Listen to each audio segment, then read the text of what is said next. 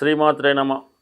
ఈ వీడియోలో మనం మకర రాశి వారికి డిసెంబర్ 16 నుంచి 31వ తారీఖు మధ్యలో జరగబోయే పక్ష ఫలితాల గురించి తెలుసుకుందాం. మరి మకర రాశి వారికి ఈ పక్ష ప్రారంభంలో రాశి అందే శుక్రగ్రహ సంచారం జాతకుడికి చాలా ఆనందాన్ని, సౌకర్యాల్ని కలిగించే అవకాశం ఉన్నది.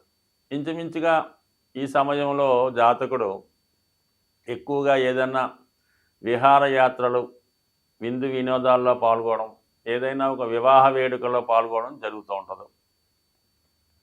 అలాగే వాళ్ళ యొక్క ఆత్మీయుల్ని కలుసుకొని తన యొక్క బాధల్ని, కష్టాల్ని వాళ్ళతో పంచుకునే విధంగా కూడా, అంటే ఒక విధంగా ఒక స్వచ్ఛత పొందే అవకాశం ఉంటుంది ఈ రాశి వారికి. ఇంకొక విధంగా ఆలోచించినప్పుడు శుక్రుడు ఈ రాశి వారికి యోగకారకుడు, పంచమ దశమాధిపతి. అంటే జాతకుడిలో ఉన్నటువంటి టాలెంట్కి, అతనిలో ఉన్నటువంటి విద్వత్తుకి తగిన గుర్తింపు వస్తుంది. తన సామర్థ్యాన్ని రుజువు చేసుకునే విధంగా అవకాశాలు కూడా రావడం జరుగుతూ ఉంటుంది. ఇది ఎక్కువగా సినిమా కళారంగంలో ఉన్న వాళ్ళకి, ఏదో డ్యాన్సో, కరాటేయో, మ్యూజిక్కో ఏదో ఒక దాంట్లో ప్రావీణ్యం ఉన్న వాళ్ళకి ఇది మంచి అవకాశాలు రావడం జరుగుతూ ఉంటుంది. అలాగే దశమాధిపతి రాశి అందు ఉండడం వల్ల దాని టాలెంట్ని అనుసరించి ఏదో ఒక ఉపాధి అవకాశం, ఉద్యోగ అవకాశాలు రావడానికి కూడా ఈ స్థితి అనుకూలించే అవకాశం ఉన్నది. అంటే మొత్తం మీద జాతకుడు స్వయం కృషితో, ఇతరుల సహకారం లేకుండా వ్యక్తిగతంగా గుర్తింపు పొందే అవకాశం ఉన్నది. చాలా వరకు తన వ్యక్తిగత ఆర్థిక బాధలను మర్చిపోయి కొద్ది రోజుల పాటు ఆనందంగా సంతోషించే విధంగా ఈ గ్రహస్థితి ఉన్నది. దీనికి అనుకూలంగా ఇంకొక గ్రహం, బుధ గ్రహం లాభస్థానంలో సంచరించడం అన్నది జాతకుడికి కొంతవరకు మరి ఏదో చన్నీళ్ళకు వేడి నీళ్ళు తోడన్నట్టు బుధుడు కూడా లాభస్థితిలో ఉంటూ మీ యొక్క పూర్వపుణ్యం వల్ల, మంచి కార్యక్రమాల వల్ల తండ్రి గారు లేదా మీ యొక్క అన్నదమ్ములు, చిన్ననాటి స్నేహితులు మీకు సహకరిస్తూ ఉంటారు, అండదండలుగా ఉంటారు అన్నమాట. మీకు ఏ కార్యక్రమం చేసినా కూడా మిమ్మల్ని ప్రోత్సహిస్తూ ఉంటారు, తగు విధంగా సలహాలు, సూచనలు ఇస్తూ ఉంటారు. ఇంకా అన్నిటికీ, అన్ని సమస్యలకి మూల కారణమైనటువంటిది ధనం. అటువంటి ధనం ఇచ్చే గ్రహం బుధ గ్రహం. అంటే తెలివితేటల ద్వారా, ఆలోచన ద్వారా, రుణం ద్వారా ఇచ్చే గ్రహం బుధుడు ఈ రాశి వారికి షష్టాధిపతిగా లాభస్థితి ఉండడం వల్ల రుణ ప్రయత్నాలు ఫలిస్తాయి. లేనప్పుడు మీ మేనమామ గారో, పిల్లనిచ్చిన మామగారో, అత్తగారో మీకు ఏదో విధంగా సహకరించే అవకాశం ఉంది. అంటే చాలా వరకు ఈ మకర రాశి వారి స్థితి ఇప్పుడు ఉన్నటువంటి స్థితి ప్రకారం ఏంటంటే, ఎంత మంచి అవకాశాలు వచ్చినా కూడా ఆర్థిక సమస్యల వల్ల దాన్ని ఫుల్ఫిల్ చేసుకోలేకపోతూ ఉంటారు. సో ఆ కారణం వల్ల తప్పనిసరి పరిస్థితిలో అందరూ సహకరించడం వల్ల జాతకుడు అతి తొందరలో తన యొక్క కష్టాల నుంచి బయటపడే విధంగా ఈ గ్రహస్థితి అనుకూలిస్తుంది. సాధారణంగా గత 7 సంవత్సరాలుగా ఇబ్బంది పెట్టినటువంటి ఏలినాటి శని కూడా అతి తొందరలో ఈ రాశి వారిని విడిచిపెట్టి ముందుకు వెళ్ళబోతుంది. ఆ కారణం వల్ల కూడా జాతకుడు గతంలో పోగొట్టుకున్నవి తిరిగి సంపాదించుకొని తిరిగి పూర్వ వైభవాన్ని పొందే అవకాశం ఉంటుంది. కాబట్టి మరి ఈ రాశివారు ఎవరు చింతించకుండా కొంతగా వృత్తి మీద, మిగతా విషయాల మీద దృష్టి పెట్టి జరిగిపోయినటువంటి బాధలు, కష్టాలు తలుచుకొని అక్కడే ఉండిపోయి మనం ఏమీ చేయలేమన్నటువంటి స్థితిలో ఉండిపోక మీరు ఒక ప్రయత్నం, అంటే మీరు ఒక 10 అడుగులు ముందుకేస్తే మరి ఇంకొక 10 అడుగులు దైవం సహకరించి మిమ్మల్ని సక్సెస్ వైపు నడిపించే అవకాశానికి ఉండగా మరి ఇప్పుడు ఉన్నటువంటి ఈ అనుకూల గ్రహాలు మీకు సహకరిస్తూ ఉన్నాయి.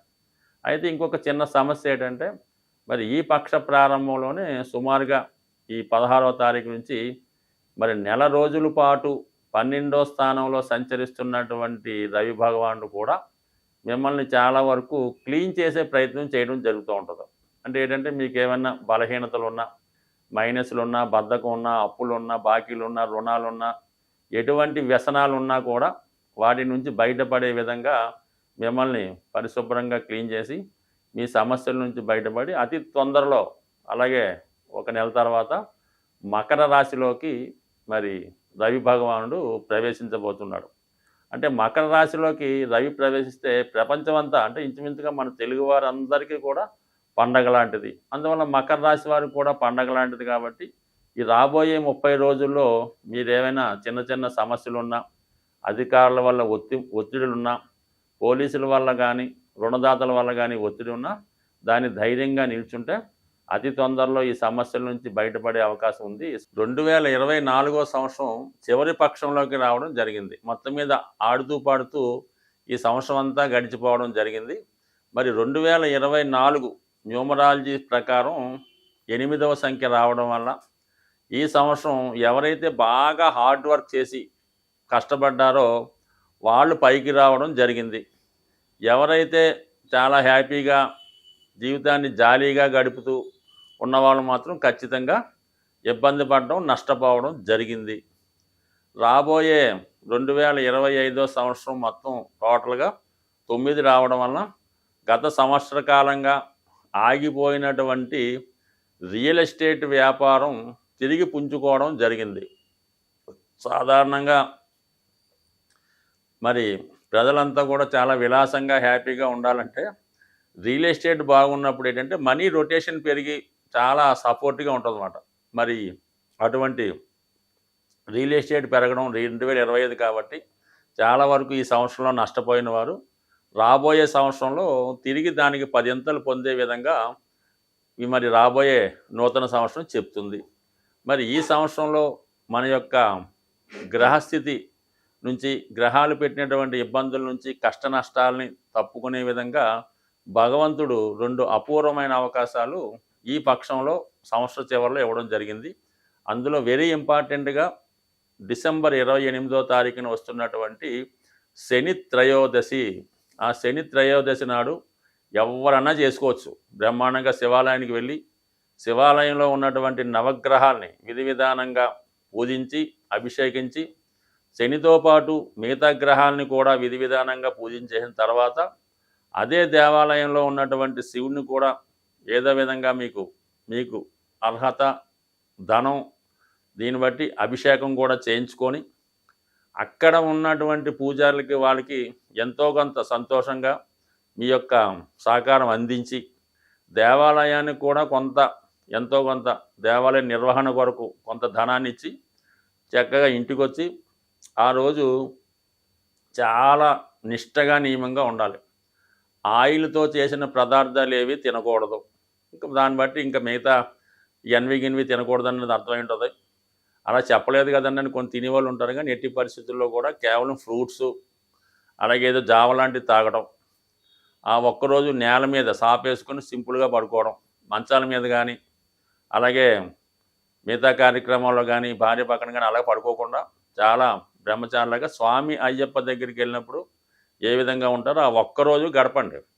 ఆదివారం పొద్దున్నే చక్కగా లేచి స్నానం చేసి సూర్య నమస్కారం చేసుకొని ఆదివారం కూడా మీరు నియమంగా ఉండాలి. అంటే కొంత పర్వాలేదు కానీ మందు గింజ అలాంటివి తాగకుండా ఆదివారం కూడా నియమంగా ఉంటే మరి అదే రోజు మాస శివరాత్రి కూడా వస్తుంది 29వ తారీఖు కాబట్టి ఆ రోజు శివుడికి అభిషేకం చేసుకోవడం వల్ల అంటే మొత్తం మీద ఏంటంటే 28, 29 ఈ 2 రోజులు కూడా ప్రత్యేకంగా శని భగవానుడికి, శివుడికి, భగవంతునికి అర్పించి వీలైతే ఆ 2 రోజులు చాలా నిడారంభరంగా వేరే పని లేకపోయినా పడదు కానీ అది చేసుకుంటే ఖచ్చితంగా ఈ సంవత్సరం మీ యొక్క దురదృష్టంతో పోయి వచ్చే సంవత్సరం ఆనందంగా హ్యాపీగా ఉంటారని ఆశిస్తూ హ్యాపీ న్యూ ఇయర్ అనుకుందాం. 2029లో తిరిగి మళ్ళీ కలుసుకుందాం. స్వస్తి.